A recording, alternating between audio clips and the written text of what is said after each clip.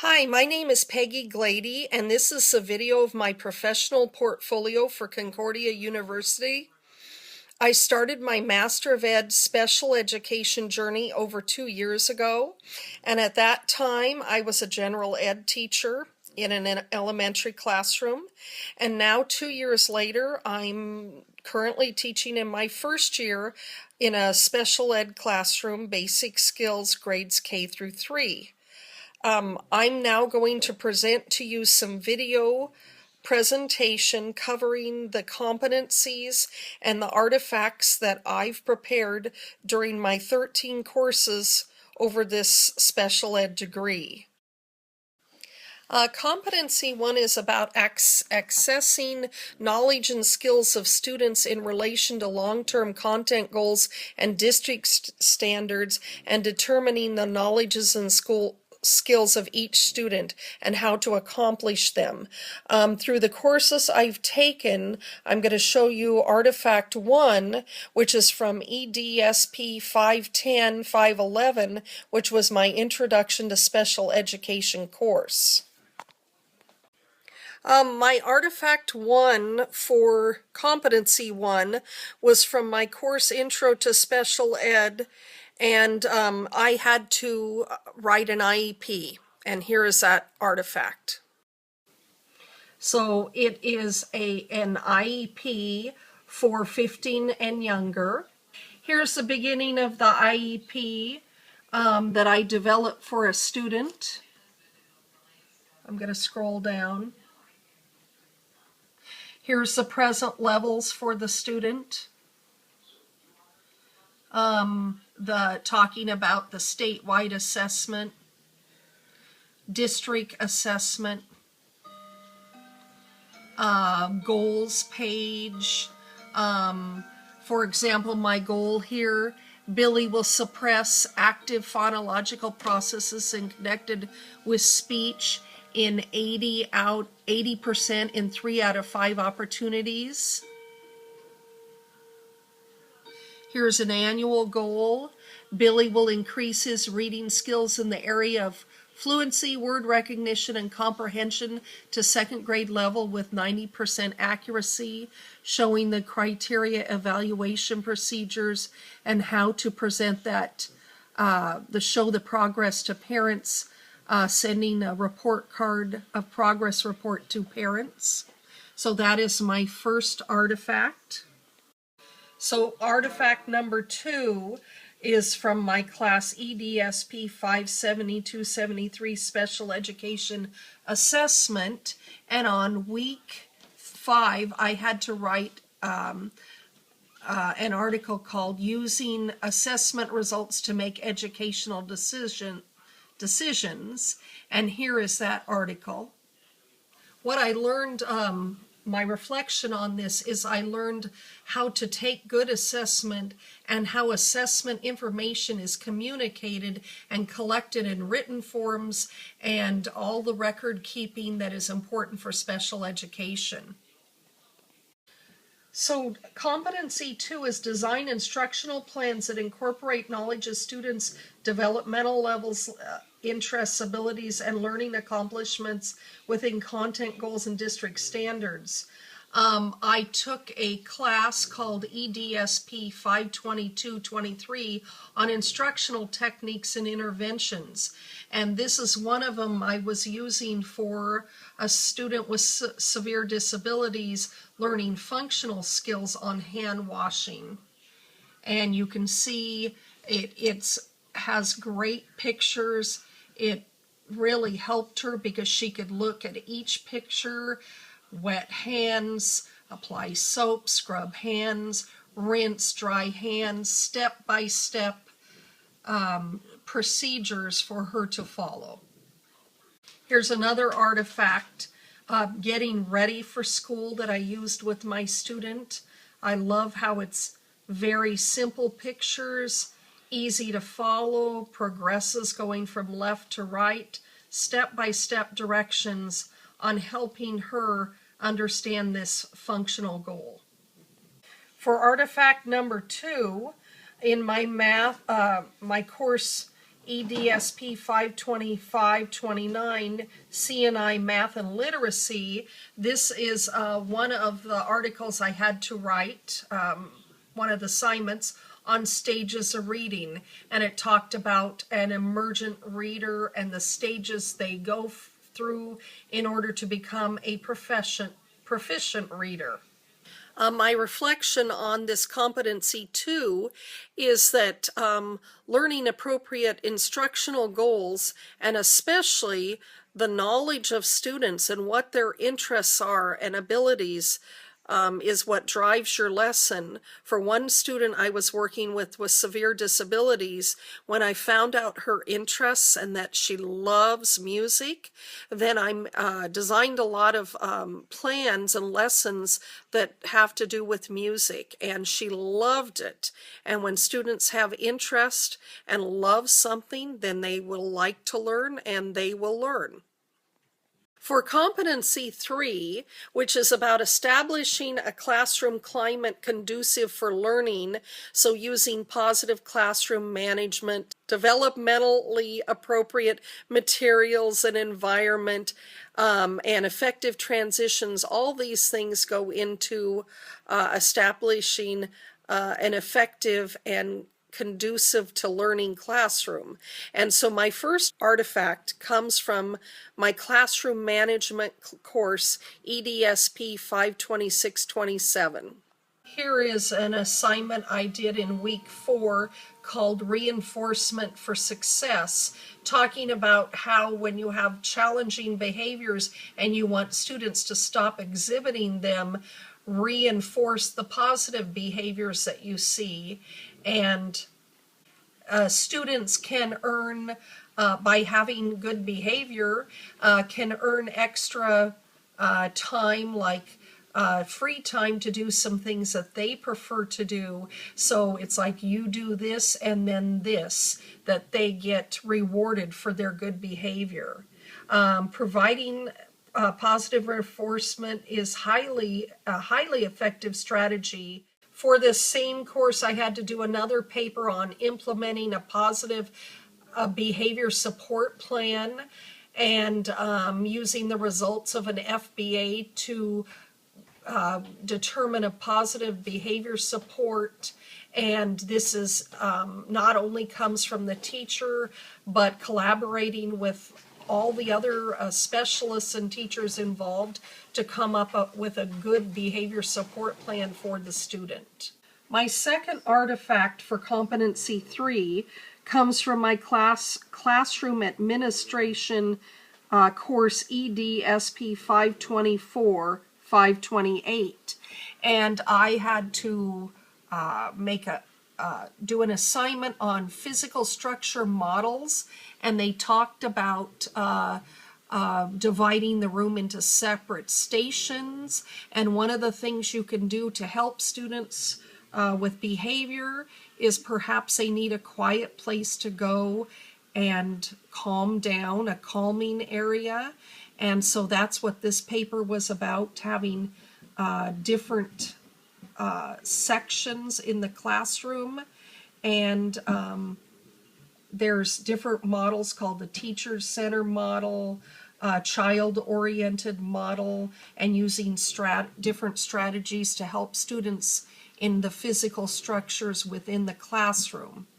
In this model, my favorite was a classroom with learning centers using sensory, reading, math, science, and computer, and I thought the station-oriented model would be the most appropriate one for my special education classroom. Another artifact in this classroom administrative course, I made a classroom map in the Learning Resource Center, and it was specially designed to help students. And there were centers that were for noisy activities, such as talking or group work, and then there was areas for small group instruction and a quiet small group area, or a area where a child could work independently, and an area to have art activities. So my reflection on competency 3 about classroom climate, establishing a positive one, is I think that is really the most important thing that teachers can do, is be very positive to their students. Their students may be having a rough day, but we don't know what happened at home. There could be reasons why they come in a bad mood and they're having a difficult time, and school needs to be that safe place for them to come and learn and feel happy and a place they like to be. For competency 4, implementing instructional plans that employ knowledge of subject matter and using research-based educational practices to help students learn, I took a course called EDGR 601, which is educational research, and one of the papers that we had to do there was on validity and reliability. So this paper on validity and reliability are tools used to collect data. And validity is evaluation and with support used to given uses of scores. And reliability is the extent to which a participant or rater scores are free from error. If a measure has high reliability, then it has little error in the scores. If there's low reliability, then it's a great amount of error. And this was helpful for me to learn about validity and reliability.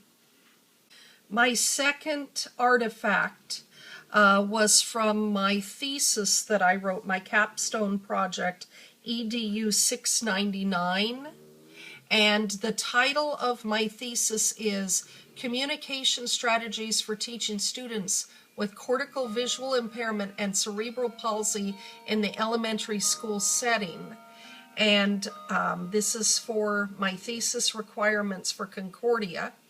The abstract, it tells about my thesis, and my thesis was written to explore research-based teaching strategies and techniques that provide the maximum educational benefit for students who have cortical visual impairment and cerebral palsy in the elementary classroom.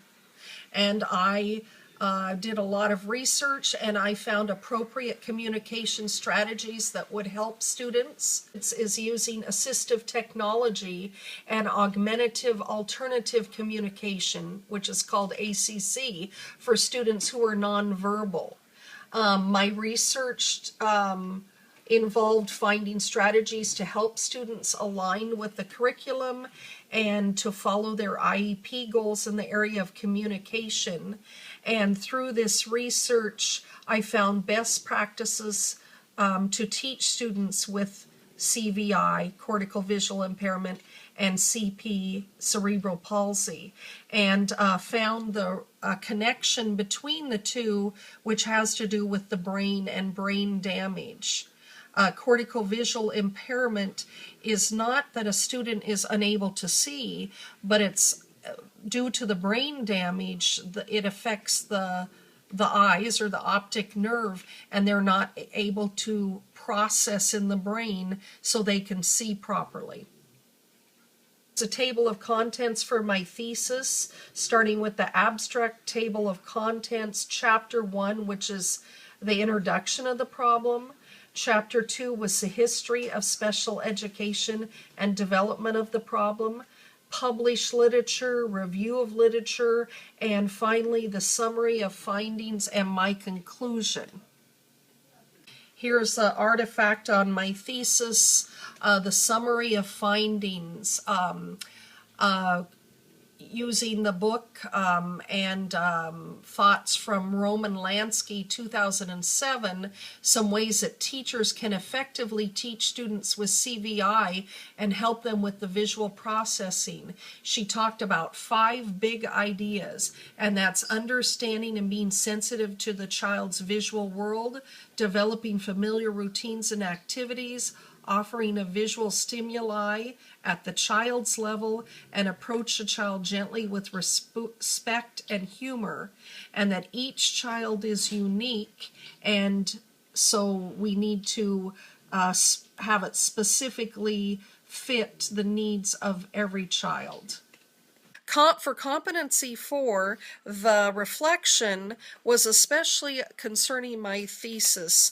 I spent so much time researching how to best teach students with cortical visual impairment and cerebral palsy, and I came away with a lot of great strategies that I will use in the future with my students, and just being more knowledgeable their specific needs and ways to help them will certainly make me a better teacher. For competency 5, which is collaborating with parents, colleagues, and members of the community to provide assistance to students and their families and to promote student learning, my first artifact was from my class called Classroom Administration, EDSP 524-525, and I had to write I had an assignment called Involving Parents in the IEP Process.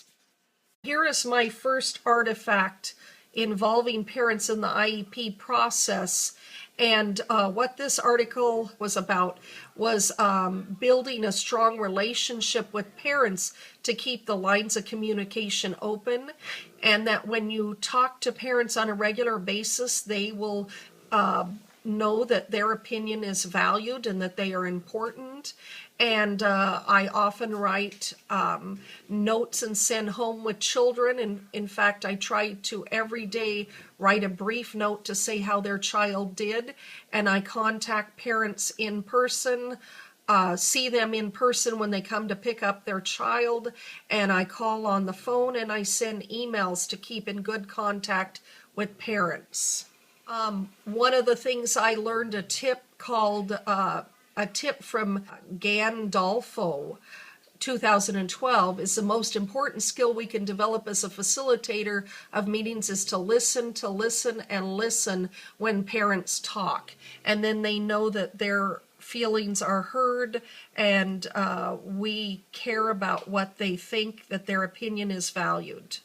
The second artifact for competency 5, collaborating with parents, colleagues, and the community, is about collaborating with my colleagues. And through my present course, EDGR 697 Professional Assessment Seminar, I most enjoy getting on the blackboard and collaborating with my colleagues, my peers, and bouncing ideas off of each other, and I found that I learn a lot from other people.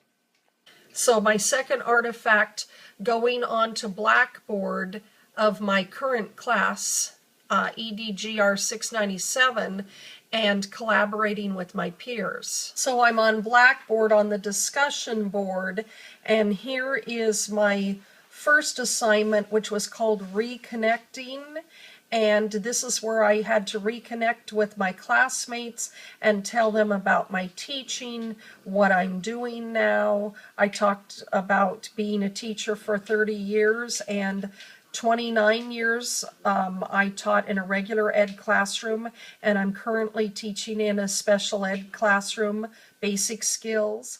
So for reconnecting with my classmates, I posted a picture of my husband and I. We just came back from Vegas over spring break. My reflection on competency 5 is by collaborating with my peers at school I'm a special ed teacher, so collaborating with the general ed teachers, that some of my students go into the general ed classroom and then back into mine. It's important I collaborate with them, usually on a daily basis, and collaborating with my peers in my online classroom on Blackboard, on the discussion board.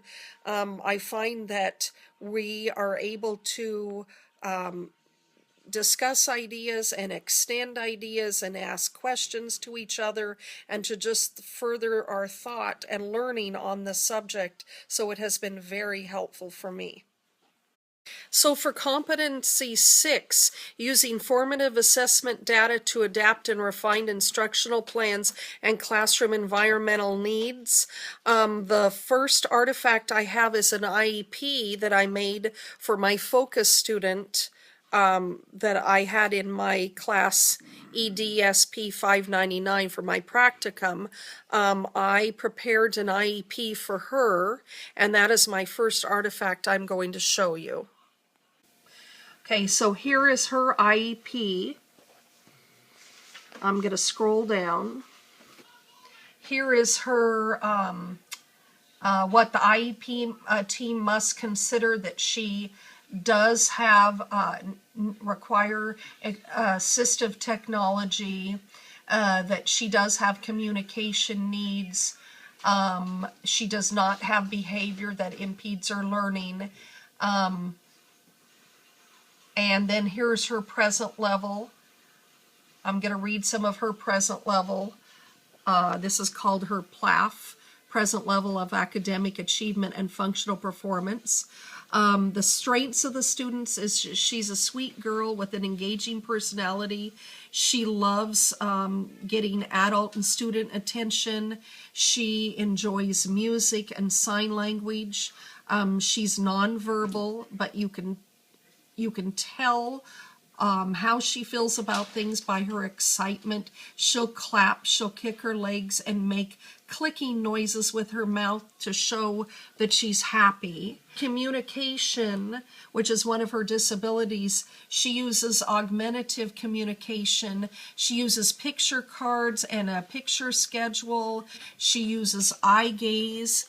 On her iPad, she has a speech generating device. And her disability does affect her involvement in the general ed classroom, so she is in a specialized classroom called Functional Skills. Here is her first annual goal, and she is working on fine motor, and for her it's put in activities such as having a colored checker, like a red checker, and having her put it into the red container. We've kept the opening large so she can easily put the checker in. So her short-term objectives are: given a checker, the focus student will receptively match object to object when prompting with hand over hand and verbal assistance. Her gross motor measurable annual goal, is to sit down and stand up. She has difficulty moving and walking and needs help, and sometimes she uses a walker, and she does have trouble getting in and out of the chair. And so in order to help her, I've developed a routine to help her learn how to correctly get in and out of the chair. My second artifact for competency 6 is my practicum EDSP 598. This is a mild to moderate practicum, and I developed 2 notebooks to hand in for culminating this activity, which I'm going to show you those artifacts now. Okay, so I'm going to show you my work sample binder for EDSP 598. I'm just going to scroll through some of the pages. Chapter 1 is the introduction. Completed a pre-instruction assessment matrix. The IEP I provided for my focus student. Instructional unit plan overview of progress report assessment, IEP goals and criteria, Common Core standards used, accommodations and strategies. Here's my student monitoring assessment table, lesson plans for the lessons in this 598 practicum. Chapter 4 was my formative and summative data, instruments, graphs, and data analysis. My information for my graphs and the data that I found when I assessed pre-assessment, post-assessment, and showed the development, the improvement and growth. My final narrative on this work sample. There's a lot more in this practicum, but that's just part of it. I also did a field experience binder for EDSP 598, the mild to moderate practicum. My reflection on competency 6 is evaluating student progress is so important for learning because it drives instruction. The results you find out from the assessment is what determines your next goal should be. And especially in special ed, students have their specific IEP goals that you are continuously working on. Competency 7 is document and report the progress of students in achieving their content goals and district goals, and for me in special ed, their IEP goals. My first artifact was from my work sample EDSP 599, which is the moderate severe work sample practicum, and I focused in on one student, my focus student, and I put together a binder of all the work in that class, and so that will be my first artifact. So for competency 7, documenting and reporting student progress, my artifact is from my work sample EDSP 599, which is a moderate to severe practicum, and here is a picture of myself with my focus student, and this is my binder. In looking at this binder, you could see that I certainly have lots of tabs, and I'm just going to show you a few of those. It's a table of contents for this work sample. My introduction on the demographics of the school that I'm teaching at. Here's my graphics on the community demographics. Here's my visual for the elementary students with disabilities at my school. Here's the schedule analysis based on the IEP goals, telling the schedule of the student. Baseline data assessment for math, color sorting, fine motor put in, and gross motor chair. Baseline data. One of the lesson plans that I wrote. Some task analysis data that I took on this student. Data tracking. Gains of the student.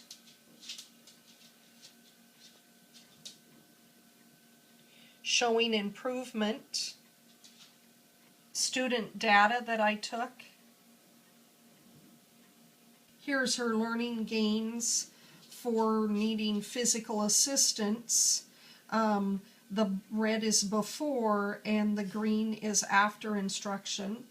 So for competency 7, what I learned, my reflection is by documenting the progress of student learning, I can see, the areas that they need to work on, the areas that the student's doing well on, and it certainly drives my instruction and helps me move the student towards completing and meeting their instructional goals, and most importantly for me, their IEP goals. For competency 8A, which is using emergency research on teaching, learning, and school improvement to enhance practices, my first artifact I'm going to show you is some of the professional textbooks that I used for my courses. This book called Cortical Visual Impairment by Christine Roman-Lansky is one of the main research items that I used for my for my thesis on cortical visual impairment and cerebral palsy. Here's another one of my textbooks, Managing Classroom Behavior and Using Positive Behavior Supports by Terrence Scott and Cynthia Anderson and Peter Alter. Book, The Special Educator's Survival Guide by Perangelo. The Law and Special Education book by Michael Yell. Special Education Law with Cases book by Boyle and Westhauer. Enhancing Professional Practice by Charlotte Danielson, the first book that I used when I started my journey, and we certainly do use that in my classroom today for our PLCs and for making our professional teaching goals. My second artifact for Competency 8A is from my law course called EDSP 622 Sped Law and the Student. I did a assignment called Putting It All Together. It talked about what I learned in the special education law and student course. It made me aware of the importance of special education laws and how they'll affect me as a future educator of students with disabilities. I learned about the legal system, lots of cases and how it pertained to special education, and talked about the different acts and most importantly the IDEA. What I learned in this course, my reflection is I need to keep up on the latest research to find out best practices for students, and my 30 years in education, I have found that practices continue to change, and you need to always be able to change and learn and be a better teacher for your students. So for Competency 8B, participating in designing evaluation and improving opportunities for teaching and learning and in an educational institution, my first artifact is my thesis, because I certainly was designing and evaluating educational opportunities for my student. And so I'm going to show you my thesis. Here is my thesis called Communication Strategies for Teaching Students with Cortical Visual Impairment and Cerebral Palsy in the Elementary School Setting. One of the things I learned about was communication interventions for students with CVI, cortical visual impairment, who are nonverbal. How can we help them communicate? And you can use augmentative and alternative communication and assistive technology. Assistive Technology Northwest in Portland has come out to our school and given us tips on how to better help students who are nonverbal. And they've used like iPads, for example, and using text speak that generates speech while using a keyboard. We also use switches such as Big Mac and picture communicators, and we use visual schedules to help students. In my thesis, I talked about augmentative and alternative communication, which is called AAC, and it's assistive technology, which is a tool or device to help students perform activities and tasks with their non-disabled peers. So one of the strategies used to help students who are nonverbal, to help them with communication, is touching and tapping, using physical prompts, creating a sound to attract their attention, so auditory prompts, highlighting the visual effects by using brightly colored tape around a switch, which helps them visually, giving them visual cues, has been very helpful with students with low vision. Using alternative or ACC devices such as picture symbol charts and a communication book is very helpful for students who are nonverbal and especially who have motor disabilities. My second artifact for Competency 8B is from my class CNI Math and Literature EDSP 525, 529. Here is an article that I wrote, an assignment called Specific Teaching Techniques. Harwell and Jackson is the main textbook that we use, 2008, and talking about specific techniques to help students learn, especially students with multiple disabilities, that all children can be successful. One of the things I talked about in this assignment was using peer teaching, having students help students, for example, reading to each other, having a student who is able to read to a nonverbal student, and a nonverbal student can also read using the books that, the iPads that will initiate speech, and through pictures.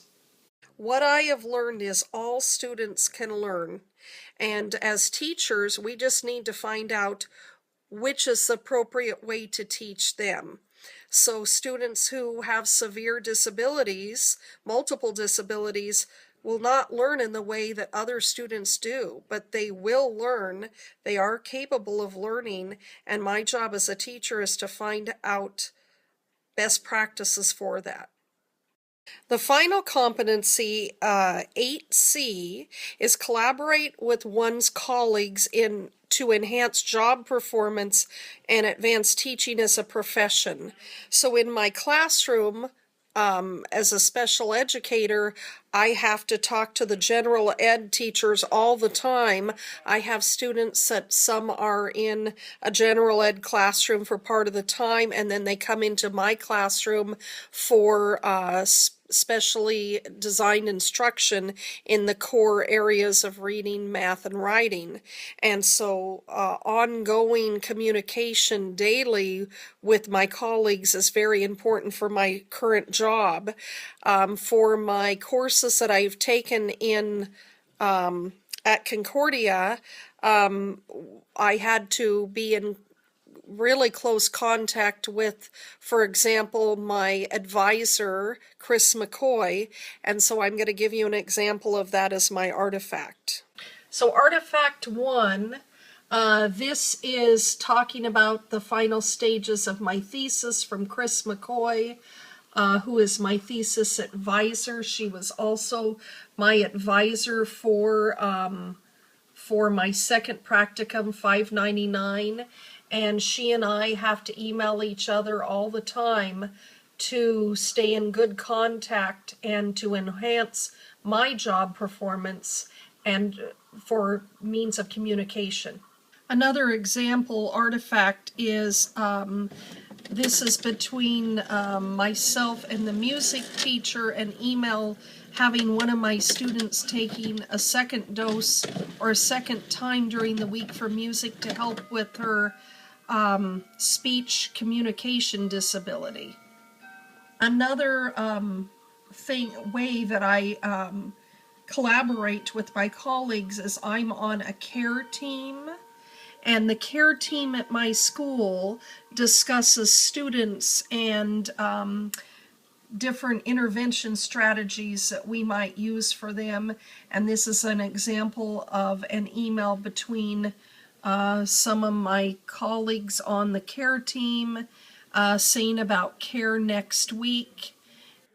As a member of the care team on our school, we think of strategies and intervention procedures to help students who are having difficulty in the classroom and accessing the general ed curriculum. And being on the care team, I collaborate with my colleagues, and we think of ways to help students learn better. Here's another artifact from the care team, a care reminder. As I said, I'm a member of the care team, keeping in good contact about scheduling of our care meetings to help students. One of the ways that I collaborated with students in all the, or I should say peers in all the courses that I've taken, is through the Blackboard. That is a way that I held my online class, and I certainly enjoyed talking to my peers, learning from them, bouncing ideas off of each other, and I'm going to give you an example of that as my second artifact.